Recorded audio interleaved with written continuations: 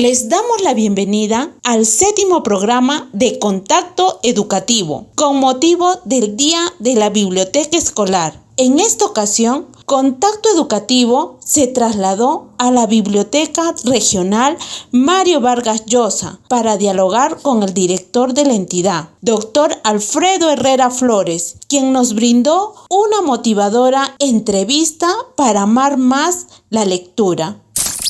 Doctor Herrera, ¿en qué etapa de la evolución humana aparecen los libros? A ver, probablemente la primera forma de acumular información del ser humano ha sido la época de las cavernas, ¿no? Desde el momento en que el hombre prehistórico dibuja en un muro su vida cotidiana, ya empezamos a acumular información. Luego va a venir la escritura, una manera ya codificada de decir frases, ideas, pensamientos. Inmediatamente después se forman las bibliotecas. Qué interesante. Deben ser las bibliotecas las instituciones más antiguas dedicadas a guardar, conservar y transmitir información y conocimientos. De manera que el concepto de compartir el saber y la forma cotidiana de vivir se acumula a través de este interesantísimo sistema institucional que se convierte en las bibliotecas.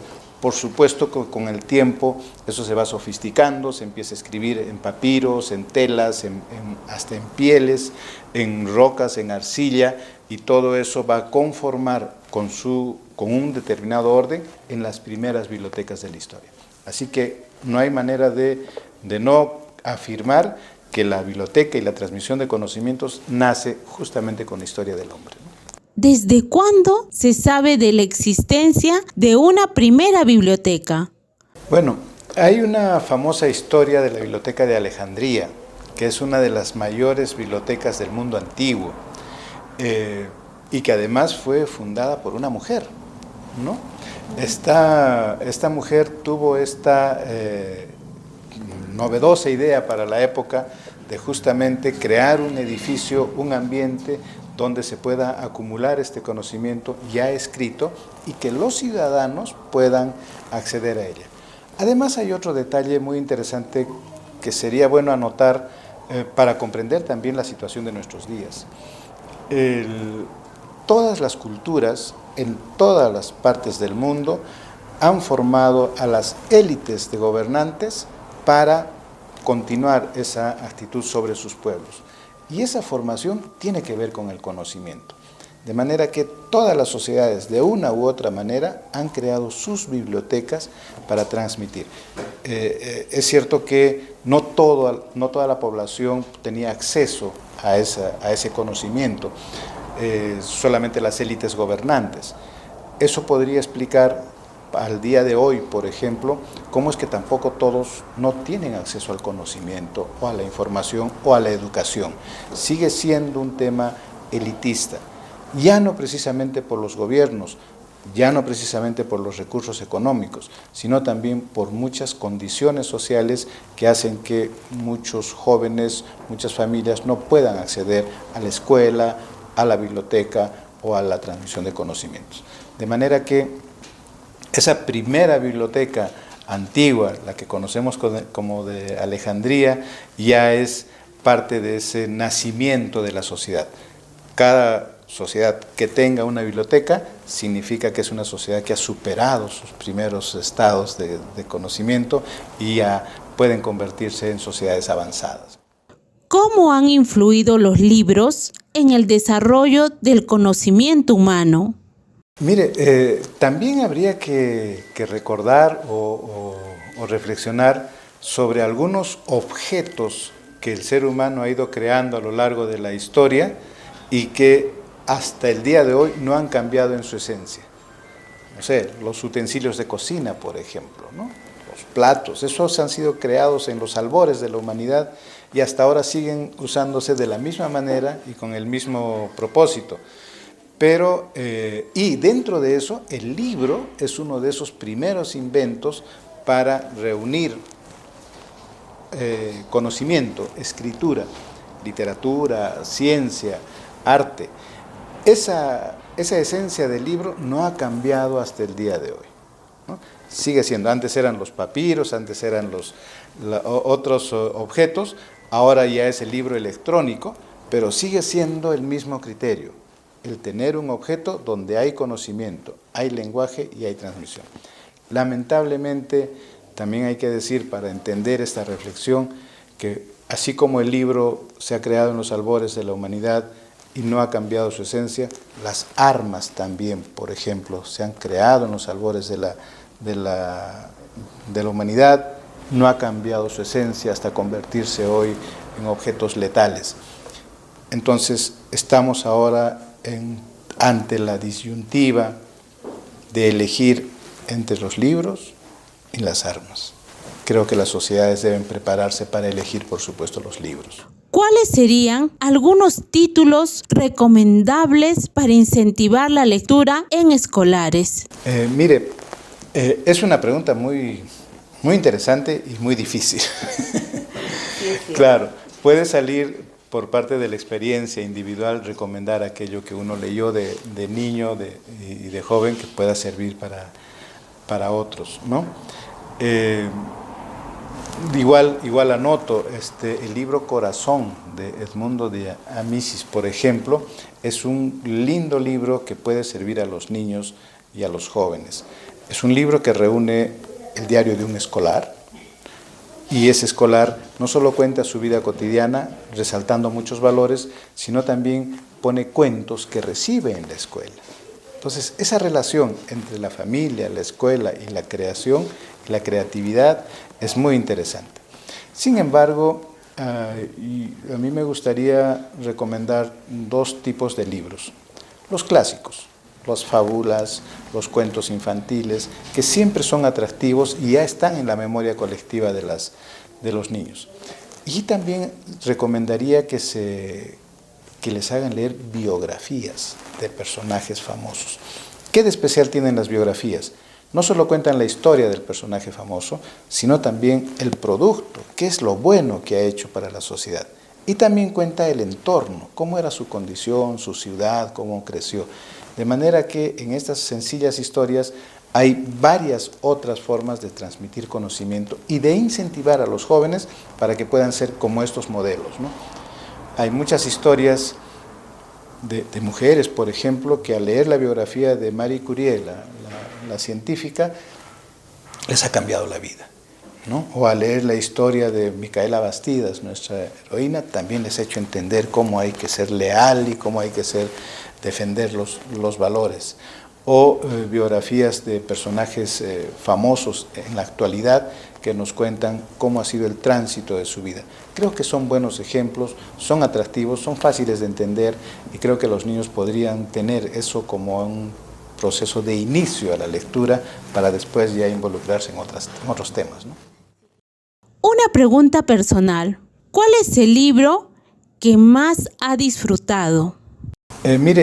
Sí, hay muchos libros de los que he disfrutado. Recordaba este libro de Edmundo de Amicis porque en varias escenas de este libro habían finales que no me gustaban.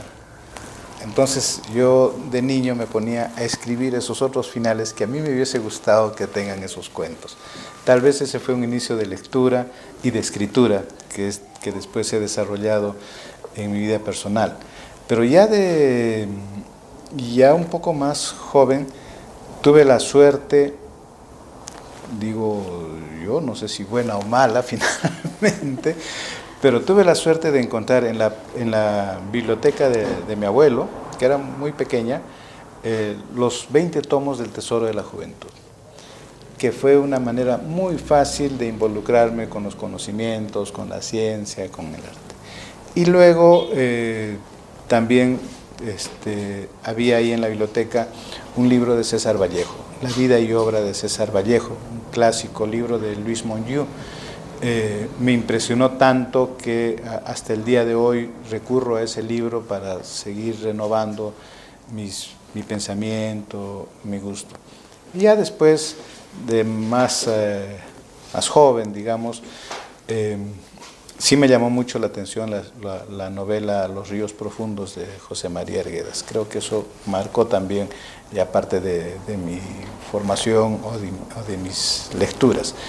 Y dentro de todo eso, creo que sí es recomendable leer a nuestros autores peruanos, porque nos muestran una realidad que a veces no alcanzamos a conocer desde la escuela o desde la familia. Y la literatura sí es una puerta abierta muy útil para conocer mejor nuestra realidad. Entonces, creo que eso sí podría ayudar mucho a los jóvenes, a los estudiantes. Además de entender, enseñarnos y ampliar nuestro vocabulario, ¿cuál es la ventaja de leer? Mire, hay un par de anécdotas que las voy a contar muy rápido para que pueda ilustrar qué otras ventajas tiene la lectura. Primero, descubrí que en algunas universidades europeas y norteamericanas a los estudiantes de arquitectura les hacían leer a José María Arguedas precisamente. Entonces uno se preguntaba qué relación tenía. Y el objetivo era hacerlos más creativos, dándoles información de otras realidades, ¿no? Y otra anécdota ya más aplicada es que asistí a la evaluación de un proyecto de desarrollo que fracasó en un pueblo, en una ciudad de los Andes del Perú. Fracasó porque el modelo fue traído de la capital, de la ciudad, e impuesto en un espacio que no era el adecuado. Cuando los investigadores dieron las conclusiones de por qué había fracasado el proyecto, es que estos profesionales no conocían la realidad del Perú. Y una de las recomendaciones fue que leyeran novelas peruanas, literatura peruana. Eso me pareció muy interesante porque la literatura y los libros nos permiten conocer otras realidades. Y si nuestros profesionales no conocen esas realidades, no van a poder aplicar adecuadamente nuestros procesos de desarrollo. Esa es una de las razones. Entonces, además de ampliar nuestro vocabulario, además de hacernos un poco más cultos, la literatura nos permite, o la lectura en general, nos permite tener una visión más amplia de nuestra realidad. Y otra ventaja es que hace a los jóvenes sensibles, los hace creativos y los hace propositivos. La lectura en la etapa escolar no debe ser aislada. Es decir, no debo dejarle al niño a que lea el libro, debo acompañar la lectura para decir qué ha entendido, qué le pareció el final, cómo se aplicaría a la realidad, qué le ha hecho sentir esa lectura.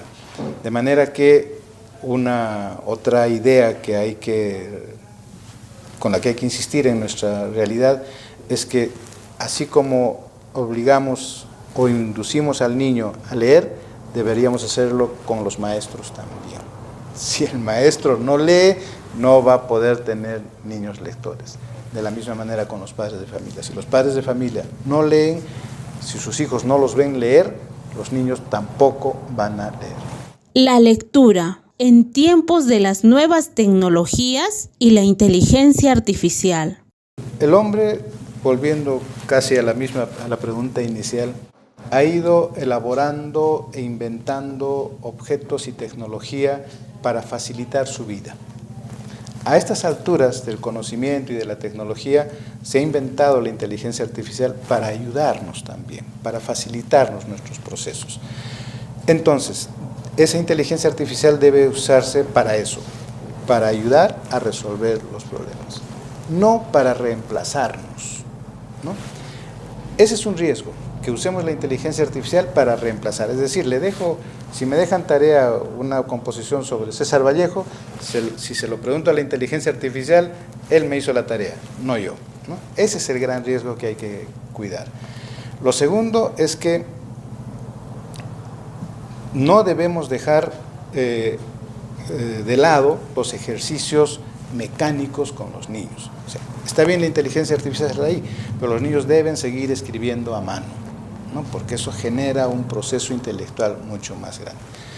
Brevísimamente hay un ejemplo muy interesante que es el famoso pega-pega, que nos resuelve muchos problemas. Ponemos al zapato el pega-pega y nos ahorramos hacer el nudo y todo eso. A los padres nos facilita muchísimo y a los niños también. Pero resuelto eso, resulta que hacer o deshacer un nudo genera un proceso intelectual mucho más rico que lo estamos perdiendo. Entonces, la inteligencia artificial puede afectarnos en ese sentido. El uso sobrecargado de la inteligencia artificial debe evitar el reemplazo del trabajo intelectual. Y lo último es que el trabajo intelectual en los salones, en las conversaciones, en la lectura, debe tener un proceso. No hay que descartar la tecnología, pero la tecnología nos da información. La lectura, el libro y el análisis nos da conocimiento. Y ese conocimiento tenemos que aplicarlo para cambiar nuestra realidad. Si no cumplimos ese ciclo, no estamos aportando mucho o nos estamos quedando a mitad de nuestro trabajo. En nuestro ámbito local, ¿cómo apreciar el legado de nuestro Nobel Mario Vargas Llosa? Don Mario Vargas Llosa ha elaborado y ha construido una obra literaria y analítica gigante, muy grande. Pero digamos que no todos vamos a tener acceso a su lectura o no todos lo vamos a entender. Entonces creo que hay que dar un paso más como en los juegos tecnológicos. Vamos a pasar al siguiente nivel. Está bien su obra, está bien su pensamiento político, está bien su vida personal, nos guste o no nos guste, las obras, su pensamiento, su vida personal. Sin embargo, hay que reconocer que tiene un alcance universal. Su pensamiento y su obra ha cambiado la forma de escribir y de concebir. Pero aún hay algo más, que es el otro nivel. El hecho de que su obra tenga estrecha relación con Arequipa y el Perú por su condición de ser ciudadano nacido en Arequipa. No se puede hablar de Vargas Llosa si no se habla de Arequipa y del Perú. Esa relación debería ser el objetivo de todos nuestros ciudadanos. Hacer algo en bien de nuestra sociedad y de nuestro país, ¿no? Lo mejor que se pueda. Obviamente hay genios, obviamente hay ciudadanos superdotados, etcétera, que pueden alcanzar estos niveles universales. Sin embargo, el espíritu de Vargas Llosa de trazarse un objetivo y de lograrlo es uno de los mejores ejemplos de ciudadano que debemos tener. Estamos ahora, probablemente quienes vean la señal no lo noten totalmente, pero tenemos de fondo parte de la biblioteca de don Mario Vargas Llosa que contiene los libros en otros idiomas. Ha sido traducido a más de 40 idiomas. En nuestra biblioteca tenemos por lo menos en traducciones hasta en 30 idiomas. Eso significa hasta qué punto ha llegado el trabajo de don Mario Vargas Llosa, y eso hay que reconocerlo, hay que asumirlo y tiene que servir como ejemplo de un buen ciudadano que se traza una meta, que la logra y que beneficia a su ciudadanía. ¿Cómo pueden acceder los jóvenes a los miles de títulos de esta hermosa biblioteca? Cuando don Mario Vargas Llosa obtiene el Premio Nobel de Literatura, decide donar su biblioteca personal a la ciudad de Arequipa. El gobierno regional de entonces acoge y compra la casa de la calle San Francisco 306. Ahí se albergan los libros que Vargas Llosa ha reunido en su casa, los ha leído, los ha subrayado, los ha anotado, los ha cuidado, los ha forrado, y alcanzan a aproximadamente 22.000 volúmenes. Hay objetos personales, hay adornos, hay medallas, hay diplomas, todo lo que ha obtenido hasta entonces. Luego de eso hay otra actitud que hay que valorar por parte de la ciudadanía. Otras familias y otros artistas arequipeños donan también sus bibliotecas personales. Ese nuevo regalo, digamos, está en calle San Francisco 308. Ahí tenemos la biblioteca de Javier de Belaúnde, de Álvaro Rojas Amanés, de Edmundo de los Ríos, del pintor Teodoro Núñez Ureta, etcétera. Son sus bibliotecas personales. Entonces, los niños, los jóvenes, pueden venir a visitarnos, lo hacen de hecho en permanentemente, y además de ver la riqueza de libros, pueden acceder a bibliotecas diferentes a las que hay en las escuelas o en las universidades. Son libros que han sido conservados con mucho afecto, son libros únicos, son libros firmados por sus autores, son libros que han sido traídos del extranjero, que han sido cuidados por sus dueños por mucho tiempo y ahora están en manos. Creo que ese mensaje de nuestra biblioteca es un buen punto de inicio para que los niños se adecúen y aprecien las bibliotecas, puedan también tener el ejemplo de tener su biblioteca personal. Así como hay bibliotecas personales de famosos, ellos también pueden tener su biblioteca personal y empezar a reunir su pequeño estante con sus libros. Y no, permítanme la lección, y no como algunos padres de familia que compran el libro, por ejemplo, para el plan lector, y sienten que están obligados a comprar un libro, cumplieron la tarea y va a la basura o al ropavejero, ¿no? Ese libro que cumplió la tarea debería estar en la biblioteca personal de sus hijos, y ellos deberían aprender a cuidar esa biblioteca personal a lo largo de su vida, ¿no? Entonces, eso es más o menos uno de los ejemplos de nuestra biblioteca. Y luego tenemos felizmente espacios para exposiciones de fotografías, de pintura, para los sábados hay literatura infantil, hay cuentacuentos, hay conciertos de música, hay puestas de teatro, hay visitas museográficas, en fin, la biblioteca también está dando un paso más allá. Ya no es solo el repositorio de libros, sino también es un centro cultural donde pueden disfrutar los niños y la familia. Un mensaje a los jóvenes escolares sobre lo valioso de la lectura. Mire, yo les suelo hacer un ejemplo que parece interesante. Yo les digo a los jóvenes que leer es como lavar los platos. Casi a nadie le gusta lavar los platos, ¿no?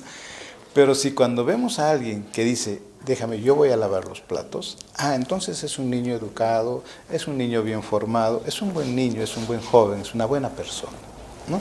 Entonces, si nosotros vemos a alguien leer, o que va siempre con un libro bajo el brazo, o que en la movilidad abre su libro, o en la cola abre un libro, decimos, debe ser una buena persona, debe ser inteligente, debe ser culto, ¿no? Entonces, les digo a los jóvenes, aunque sea por gusto, lleven un libro, ¿no? Para tener esa idea. Pero creo que ese es el mensaje final. Tenemos que leer porque no solo nos hace cultos, no solo nos hace especiales, sino que nos hace diferentes. Y la diferencia está en que podemos ser sensibles, podemos manejar mejor nuestra inteligencia, podemos ayudar a resolver los problemas, y la gente nos dirá, si nos ve leyendo, nos dirá, es una buena persona, es un buen ciudadano. Ojalá que así sea. Sí, claro.